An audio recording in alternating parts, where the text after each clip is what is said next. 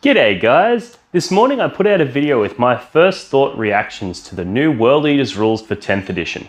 And today I want to drill down even further onto one of these rules and deep dive it specifically because it's a very big change from what we're used to with World Eaters, and it's one that on face value feels bad, but when you actually dig into it, it actually looks a lot more powerful than the current rules that we have available. I'm talking about replacing the Blood Tithe with the Blessings of Khorne.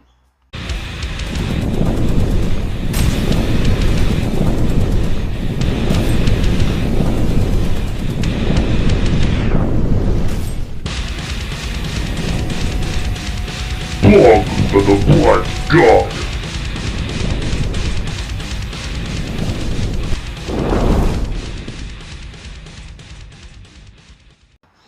Alright, so let's start with a real quick recap of what the Blessings of Khorne are. Basically, if your army is a World Eaters army, you get to roll 8d6 at the start of each battle round, and then you can spend those d6 on various army buffs. So the buffs available to you are RageFueled Invigoration, so if you can exchange any double from that pool of 8 dice to gain +2 to your move characteristic. You can replace any double for Raffle Devotion in order to gain army-wide 6-up Feel No Pain, or +1 to your Feel No Pain rolls if you already have it. You can spend any double that is a 3 or higher on melee weapons gaining sustained hits, so exploding 6s. You can spend any double that's a 4 or higher, or any triple, to get Fights on Death on a 4+. You can spend any double that's a 5 or higher, or any triple, on melee weapons gaining lethal hits, which is 6s to hit automatically wound. Or you can spend double 6 or triple 4+ to get Advance and Charge army-wide. And then there is one other ability as well listed on Angron's data sheet, which is a 666 to resurrect Angron if he had been killed earlier in the battle and he returns at full health. Alright, so this is a real big change from what we're used to. We're used to being able to go, cool, we're going to have to kill enemy units in order to generate Blood Tithe. Now you just get it, you don't have to kill anything to do it. And then we're going to select things from a range based on how many Blood Tithes we have available. Whereas now you're going to select things from that range based on the numbers of dice that you roll. So it's a little bit different, and it's kind of a little bit more up to luck now than it was previously, but it's more immediate now than it was previously. You know, with the Blood Tithe mechanic, often you had to be killing things and have things die before you would generate the Blood Tithe points to buff up your army, whereas now you're just going to get it instantly. The other change is that the Blood Tithe lasted all game long. So if you kill something in your first turn, and then in their first turn they kill a bunch of things, and then you spend some CP, or your Blood Tithe points, in order to get an ability, that sticks with you for the entire game. Whereas now, they just last for that battle round, and then you have to roll again. So there's definitely pros and cons to each method. However, with this method, I think one of the main things is that you're going to be able to get them from turn 1, and that's really, really powerful. And some of the abilities here are probably arguably more powerful than those ones available on the Blood Tithe, particularly looking at the ability to advance and charge and the ability to get +2 to your movement characteristic. These are really, really interesting. And also the ability to fight on death army-wide on a 4+ is really interesting. So let's go through them one by one, talk about them, and let's talk about which ones are the standout, which ones you're going to want to be using more often than not, and how this is really going to play out on the tabletop. Alright, the first one is RageFueled Invigoration, which is any double, and you get +2 to the movement characteristic of models in this unit. Alright, so this one is practically, well, it actually is guaranteed that you will have access to this if you want it, because you're rolling 8 dice. It's not possible for them to all be 8 unique values. You're going to get at least one double in there, and that means that you will definitely be able to access this one if you want it. And getting +2 to your movement characteristic is really, really spicy. So we've all seen what happens when you have a Juggernaut Lord or the Lord Invocatus nearby your units, and how much that allows you to stretch the movement out on those units. Well, now you're going to be getting that army-wide without the need to invest in a character. So this is really, really cool. It means that late game, maybe your Lord Invocatus has died, you know, but you still get the ability to get +2 movement, which means you're going to be able to launch out of those transports extra distance. Things like that is going to be really, really interesting. We're yet to see the 8-bound data sheet, but if they retain their high movement characteristic, that's going to combo really, really well with this, particularly if they're able to be inside of transports. Another thing to look at here is this is looking like it will impact your transports as well. So you might have a Land Raider with Terminators inside. That Land Raider has a 10-inch move characteristic. However, if you use the Blessings of Khorne, you're going to bump that to a 12-inch characteristic. Then the Terminators can disembark and charge. So this is a huge buff for the movement characteristic of Terminators. And from what we've seen with the Marine leaks, Terminators going to toughness 5, having Power Fists and Chain Fists is going to be very, very relevant if you want to take out these high toughness vehicles that are going to be all over the radar. I think this is a really big buff for Terminators. Even just without the transport, having a unit that has a 5-inch movement characteristic and bumping that to a 7 is a really, really big buff on their movement. All right, next up we have Raffle Devotion. So this again is any double. Models in this unit have a Feel No Pain of 6+ ability. If models in this unit already have a Feel No Pain ability, add 1 to their Feel No Pain rolls. Alright, so this is one that has been previously available to us through Blood Tithe, is getting that 6-up Feel No Pain. However, previously, you had to have already generated Blood Tithe points in order to activate it, whereas now, at the start of the battle round, you get the access to this ability. And given that it's another one that only requires any double, it's guaranteed to go off if you want it to. Which means if your opponent goes first, and you know that they're about to do serious damage, at the start of that battle round, you just go, boop, cool, I'm putting 6-up Feel No Pain army wide. And now, all of a sudden, those 2 damage weapons are going to struggle to get through your 2 wound Marines. The 3 damage weapons are going to struggle to get through your 3 wound 8 bound, assuming they keep those same characteristics. So this is a massive durability buff. It also means that your vehicles and your Angrons and all of those things with those really high wound characteristics that are already going to be really, really hard for your opponent to take down are just going to become that much tougher. So this one's a really good one as well, and depending on situations, I can see this one being used almost every turn. It'll all depend on what you want to do with it. And one of the beautiful things about this, compared to the Blood Tithe mechanic, is you can actually switch gears. You can go, cool, I got the first turn, so I'm going to put +2 movement and advance and charge on my stuff, and I'm going to go out and have a really explosive turn 1.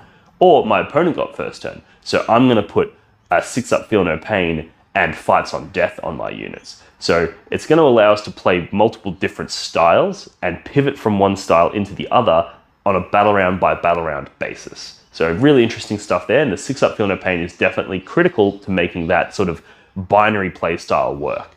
So now let's look at the next one. We have Martial Excellence. So this is a double that needs to be a 3+, so either 2 3s, 2 4s, 2 5s, or 2 6s. Melee weapons equipped by models in this unit have Sustained Hits 1 ability. Alright, so this one's your standard exploding 6s to hit. We all know what this does. We've seen it before across multiple different, various forms, and it's obviously a huge buff to your damage output, particularly if you're going into low toughness models that you're already getting high wound rolls against. You're already doing reliable damage, but being able to just increase the number of hits that you get is going to be really, really useful. And this is going to pair well with some of the other buffs that you get out there, particularly if you're getting reroll hits from Angron himself. Next, we have Total Carnage. So a double 4+ or any triple. Each time a model in this unit is destroyed by a melee attack. If that unit is not fought, roll a d6 on a 4+, do not remove it from play. The destroyed model can fight after the attacking model has finished making its attacks, and then it is removed from play. Alright, so my first thoughts when I saw this was actually disappointing, because I thought, oh well, that means we're likely to have lost our fight on death stratagem. And now we're only fighting on death on a 4+. So it's a bit of a nerf in that regard, because you used to be able to just reliably throw a unit of Berserkers into something and know that for 1 CP I can make that entire unit of Berserkers fight on death, and it means that the sequencing of combats was not as critical because you could leverage that ability. Whereas now, it's on a 4+, which makes it worse, but there's a few pluses to this that I overlooked in my first video. One of them is that it's now army-wide, which means everything from Angron to your Juggernaut Lord, to Khan the Betrayer, to your Humble Jackals, all of them will be fighting on death if you get hit. So you could posture yourself, you could throw your army forward and know my opponent's going to hit me really hard in the next turn. So I'm going to do this so that I get army-wide fights on death on a 4+.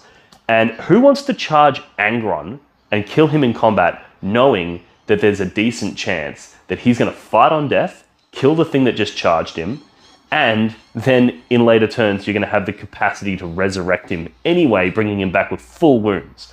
So yes, it's only a 4+, which is kind of annoying, but the fact that it now stretches army wide means that you're likely to get a lot more utility out of this than you would have otherwise. It's much better to have your entire army fight back on a 4+ than one unit just automatically fight back. So it could be swingy in this. There could be some matchups where this turns out to just be garbage and you never really get to fight back with anybody useful.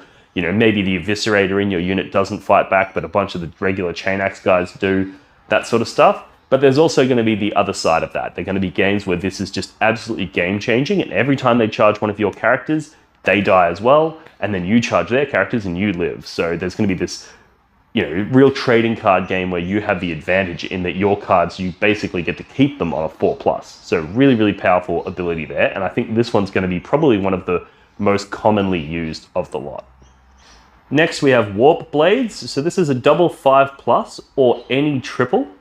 Melee weapons equipped by models in this unit have the lethal hits ability. Alright, so the lethal hits ability is that any 6 to hit automatically wounds the target. Now this is obviously very, very good when you've got units that have a lot of attacks, because you're going to be able to go in with Angron giving reroll hits, you're going to be able to do a lot of wounds, and with the increased toughness across the board in this game, being able to have those automatic wounds on 6s is going to be very good. That being said, this one is harder to get off than the others. You need double 5s or any triple, so it's going to cost you a lot more of your blessings, and it's going to be a lot harder to combo this with other blessings. So not necessarily one that I think is going to be used often. However, there will be some situations, like if you're going up against an Imperial Knight army or something like that, where all of your small arms become somewhat irrelevant. Being able to just go, cool, army-wide, all my 6s to hit automatically wound, very, very powerful. All right, next up we have Unbridled Bloodlust. So it's a double 6 or a triple 4+. This unit is eligible to declare a charge in a turn in which it advanced. All right, now this one is one of the spiciest ones, because advance and charge means that you're essentially gaining an extra d6 to your charge roll, because now you can go move, and then instead of just a 2d6 charge, it's a d6 advance and a 2d6 charge. So you're getting a huge projected, threat range. But also you can pair this, and looking at the statistics, it looks like around 50% of the time you will roll sufficient to get both of these. You can pair this with the +2 move. So now you've got Berserkers inside their Rhino, disembarking out 3, moving 6, +2, then advancing d6, then charging 2d6. These guys are just going to absolutely launch across the table. So yeah, they're not going to have their damage buffs from, the various things, because you're spending your martial, or whatever it's called, your Blessings of Khorne on the, the extra movement and the extra advancing. But it does mean that you are going to be able to just launch these guys across the table. Also, really interesting on Angron, being able to advance and charge him is going to be very spicy. 8-bound, if they keep that high movement characteristic, being able to advance and charge them. Maybe you have a unit of 5 8-bound inside a Land Raider, and they can go, cool, they disembark out their 3, then they move their 9 inches, plus their 2, plus their d6, plus their 2d6. You're going to be able to just launch World Eaters around the table. It's going to be really, really crazy. So that's a really, really powerful one. And then the last, but absolutely not least, is that if you roll a 666, you're going to be able to resurrect Angron with his full wounds remaining. Now, this works out, depending on the maths, there's been a few different people throwing around some different figures, but it's looking at around 14% chance that you'll roll the 666, depending on how many Berserkers you have on objectives being able to, re-roll one of those dice. But you're looking at around a 14%, which is not great. However, it's pretty game-changing when it does happen. Being able to resurrect Angron with full wounds means your opponent is just heavily disincentivized to go for him. So that's really, really interesting. It is worth noting, however, that the chances are Angron's not going to die in the first battle round, and if he does, you've made a huge mistake. Especially now that Angron can hide behind walls and things like that, because he's not towering, means that you're going to be hiding Angron, you're going to be playing cagey with him for the first turn, maybe the first 2 turns. Then he goes in and does his damage. He probably dies turn 2 or maybe 3. And if he dies in turn 3, you kind of only get one opportunity to resurrect him, which is in turn 4. Because the resurrecting him in turn 5 is not really that relevant, because the game's more or less done by then. The chances of resurrecting him is already low, and then the chance of that being relevant at that stage of the game is even lower. So I don't think resurrecting him in turn 5 is a play that people are going to do. It's going to be that turn 4 resurrection. That's the only time when you're going to really go for it. Depending on, of course, the way that secondaries work, is killing Angron worth a lot of secondary points, and therefore would you want to resurrect him to prevent your opponent from scoring those points? There's obviously a lot of unknowns at this stage, but this one is one of those ones where if your Angron dies early, then hell yeah, you're going to be going for those resurrection rolls. But if he dies late in the game, you're probably just going to leave it. You're probably just going to go for the movement on your berserkers, or those sorts of various abilities that we get through the new Blessings of Khorne. So that's sort of after I've taken some time to digest the rules. They're my thoughts on the new Blessings of Khorne ability, the new army-wide rule that has replaced the Blood Tithe mechanic. So let me know what you guys think. I still personally, I think I prefer the Blood Tithe just because it was a little bit more thematic. It felt a lot more World Eaters-y, where things dying is relevant. That felt very Khorne. Whereas now it kind of feels more random. This is something I think would more be, appropriate for an Eldar or even a Tzeentch army, not a Khorne one. But from a competitive play perspective, I think this is probably more powerful than the Blood Tithe. And I think this is probably going to make World Eaters a more formidable force on the tabletop, because that there's going to be advancing and charging is going to be common. Plus movement is going to be common and army-wide. Fighting on death is going to be common and army-wide. So that's really, really cool. And it also, another one on the fighting on death, means that you're not going to have to spend command points to do it. So you can spend your precious command points, which there's much fewer of in this edition. You can spend them on your heroic interventions. You can spend them on your command point interrupts, so that you're counteroffensive, so that you get to fight before your opponent.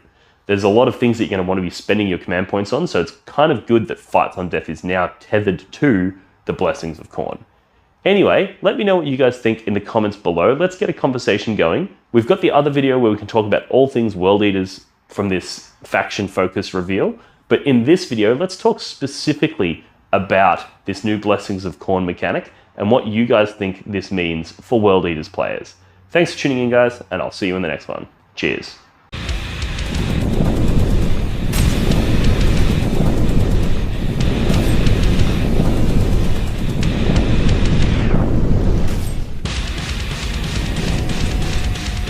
Belong to the Blood God.